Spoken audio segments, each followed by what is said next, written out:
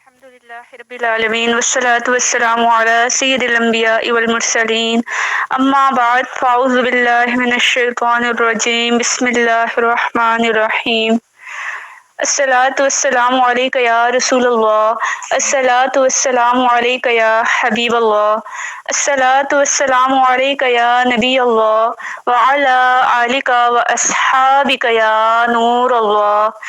प्यारे मुसलमानों, फरमाने मुस्तफ़ा सल्लल्लाहु ताला अलैहि वसल्लम है, जिसने मुझ पर एक मर्तबा दुरूद पाक पढ़ा या भेजा, अल्लाह ताला उस पर 10 रहमतें नाजिल फरमाता है। सल्लु अलल हबीब सल्लल्लाहु ताला अला मुहम्मद सल्लल्लाहु ताला अलैहि वसल्लम। प्यारे मुसलमानों, हमें जो है अपनी रोज़मर्रा ज़िंदगी में जिस बात का सबसे ज़्यादा एहतमाम करना चाहिए वो है अपनी तमाम हरकत व सकनात में रसूलुल्लाह सल्लल्लाहु अलैहि वसल्लम की सुन्नत पर अमल करना और सुबह से शाम तक अपनी पूरी ज़िंदगी को आप सल्लल्लाहु अलैहि वसल्लम के तरीक़ों के मुताबिक मुनज़्ज़म करना, यानी कि तरीक़ों के मुताबिक गुजारना। अल्लाह ताला से मोहब्बत की अलामात में से एक अलामत यह है कि इंसान जो है रसूलुल्लाह सल्लल्लाहु अलैहि वसल्लम की आदात, उनके अफ़आल, उनके अहकाम और उनकी सुन्नतों की पैरवी करे। अल्लाह ताला कुरान मजीद में इरशाद फरमाता है, तर्जुमा, कह दीजिए अगर तुम अल्लाह ताला से मोहब्बत रखते हो तो मेरी इत्तबा करो, खुद अल्लाह ताला तुमसे मोहब्बत करेगा और वो तुम्हारे गुनाह मुआफ़ फरमा देगा और अल्लाह ताला बड़ा बख्शने वाला मेहरबान है। सल्लु अलल हबीब सल्लल्लाहु ताला अला मुहम्मद सल्लल्लाहु ताला अलैहि वसल्लम। प्यारे मुसलमानों, हसन बसरी रहमतुल्लाह अलैह का कौल है कि अल्लाह ताला से मोहब्बत की अलामत उसके रसूल सल्लल्लाहु अलैहि वसल्लम की सुन्नत की पैरवी करना है। ठीक है, तो आज का हमारा जो टॉपिक है वो ही है सुन्नत रसूल सल्लल्लाहु अलैहि वसल्लम के बारे में, कि सुन्नत रसूल पर अमल करना और किसी मोमिन का अल्लाह ताला के यहाँ कितना मुकाम होता है, इसका दारो मदार भी रसूलुल्लाह सल्लल्लाहु अलैहि वसल्लम की इत्तबा पर है। सो जो है ना, जिस कदर ज्यादा आप सल्लल्लाहु अलैहि वसल्लम की सुन्नतों का पैरोकार होगा, यानी नबी पाक सल्लल्लाहु अलैहि वसल्लम की सुन्नतों पर अमल करेगा, वो उतना ही अल्लाह ताला के हाँ जो है ज्यादा लायके एहतराम होगा। तो प्यारे मुसलमानों, आज जो है ना वो आपको रोज़मर्रा के मामूलात के मुतालिक जो है रसूलुल्लाह सल्लल्लाहु अलैहि वसल्लम की सुन्नतों के बारे में बयान किया जाएगा। ठीक है, जो ज़िंदगी में हर रोज़ तकरीबन हर मुसलमान को पेश आते हैं, मसलन खाना पीना, उठना बैठना वगैरह वगैरह। ठीक है, सबसे पहले प्यारे मुसलमानों, आप ज़रा ये गौर कीजिए कि अगर हम में से किसी शख्स का कुछ माल गुम हो जाए, ठीक है, अगर हम में से किसी शख्स का कुछ माल गुम हो जाए तो हम उसकी तलाश में अपनी तमाम तवानाइयां सर्फ कर देते हैं और उसे हासिल करने के लिए जो है ना हर मुमकिन कोशिश करते हैं, यहाँ तक कि वो हमें वापस मिल जाए। और आज हमारी योमिया जिंदगी में कितनी सुन्नतें ज़ाया हो रही हैं। ठीक है, हमारी आज की जिंदगी में कितनी सुन्नतें ज़ाया हो जाती हैं, तो क्या इस पर भी हमें कभी अफसोस हुआ? जरा गौर करें, और क्या हमने इन्हें अपनी अमली जिंदगी में नाफिज करने की कभी कोई संजीदा कोशिश की है क्या? प्यारे मुसलमानों, हकीकत में जो है ना ये एक बहुत बड़ा अलमिया है कि आज हम जो है ना रुपए पैसे को, ठीक है ना, बैंक बैलेंस को, रुपए पैसे को जो है सुन्नत नबविया सल्लल्लाहु अलैहि वसल्लम से ज्यादा अहमियत देते हैं। हम जो है दौलत को, मालो दौलत को जो है आका अलैहिस्सलातु वस्सलाम की सुन्नत से ज्यादा हम मालो दौलत को अहमियत देते हैं। और इसकी दलील ये है कि अगर लोगों से ये कहा जाए ना कि जो शख्स एक सुन्नत पर अमल करेगा उसे इतना माल दिया जाएगा, तो आप देखेंगे कि तमाम लोग अपनी जिंदगी के तमाम मामूलात में सुबह से लेकर शाम तक ज्यादा से ज्यादा सुन्नतों पर अमल करने की कोशिश करेंगे। ठीक है, तो क्योंकि उन्हें हर सुन्नत पर जो है अमल के बदले में माल नजर نظر آ رہا ہوگا کہ ہم ایک سنت پر عمل کریں گے تو ہمیں اتنا مال ملے گا. تو اس طرح جو ہے ہر مسلمان جو ہے وہ لالچ میں آ کر صبح سے لے کر شام تک جو ہے سنتوں پر عمل کرنے کی کوشش کرے گا. کیوں؟ کیونکہ آج کل جو ہے ہم نے روپے پیسے کو سنت نبوی صلی اللہ علیہ وسلم سے زیادہ اہمیت دی ہے. ٹھیک ہے، لیکن خدا را یہ تو بتائیے، کیا یہ مال اس وقت آپ کو کوئی فائدہ پہنچا سکے گا جب آپ کو قبر میں لٹایا جائے گا اور آپ پر مٹی ڈال دی جائے گی؟ فرمان الہی ہے، اللہ تعالیٰ قرآن مجید میں ارشاد فرماتا ہے، ترجمہ: لیکن تم تو دنیا کی زندگی کو ترجیح دیتے ہو، حالانکہ آخرت بہت بہتر اور زیادہ بقا والی ہے. پیارے مسلمانوں،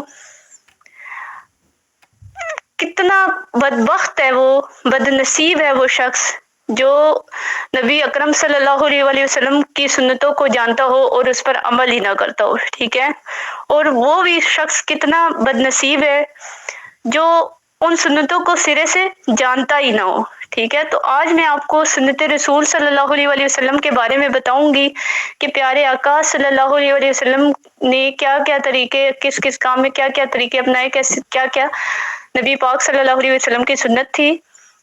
تو سنت رسول صلی اللہ علیہ وسلم پر سب سے پہلے جو ہے آپ کو سنت رسول صلی اللہ علیہ وسلم پر عمل کرنے کے فوائد بتاؤں گی کہ اس کے کیا فائدے ہیں. کہ سنت پر عمل پیرا ہونے سے بندہ جو ہے، بندہ مومن کو اللہ تعالیٰ کی محبت نصیب ہوتی ہے.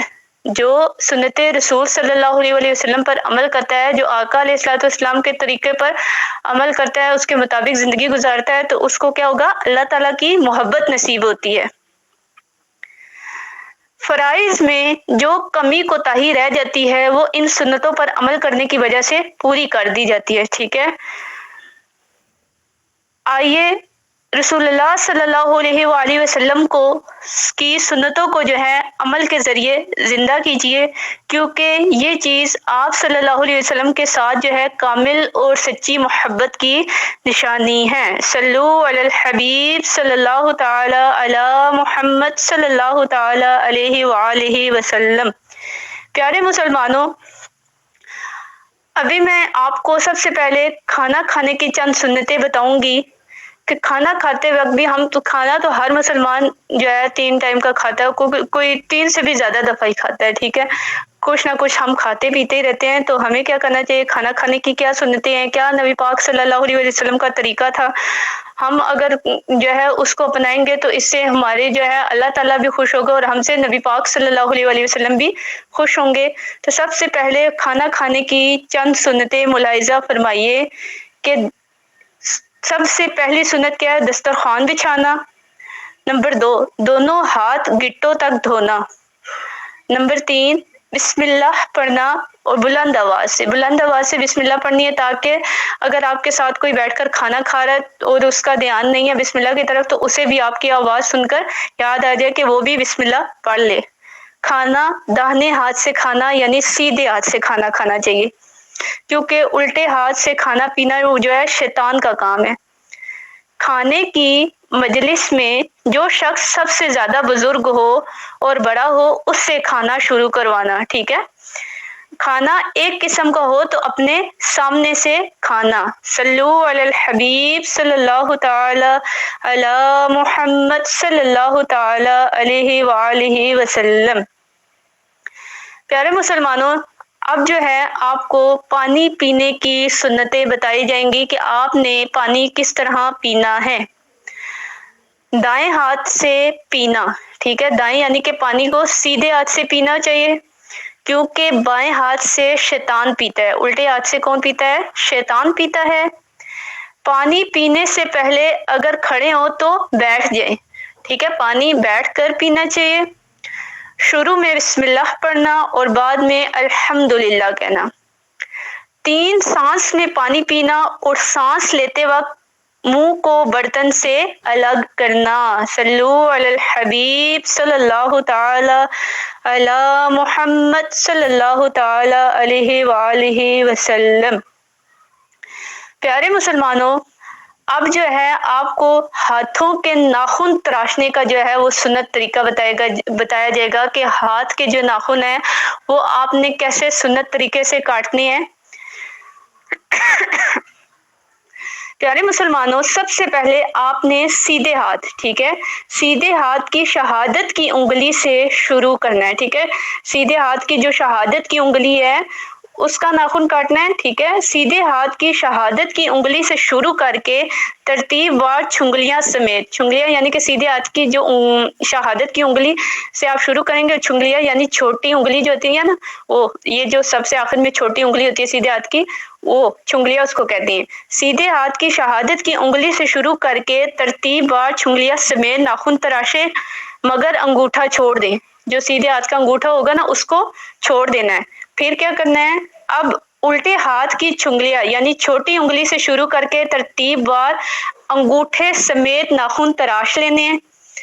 اب آخر میں جو سیدھے ہاتھ کا انگوٹھا جو باقی تھا اس کا ناخن بھی کاٹ لیں۔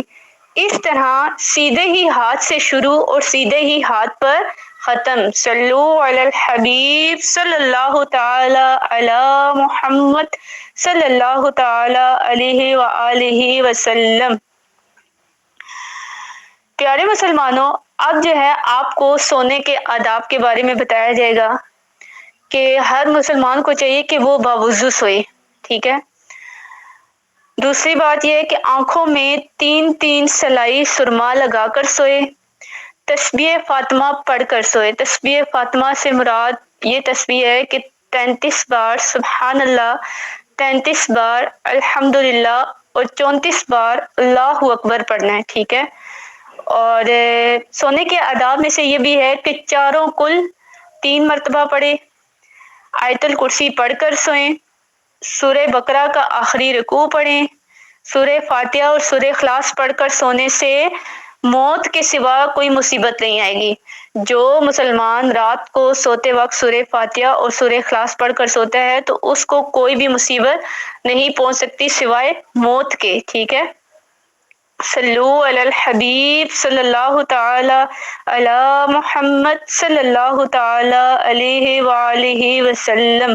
توبو الی اللہ، استغفر اللہ، صلو علی الحبیب صلی اللہ تعالی علی محمد صلی اللہ تعالی علیہ وآلہ وسلم۔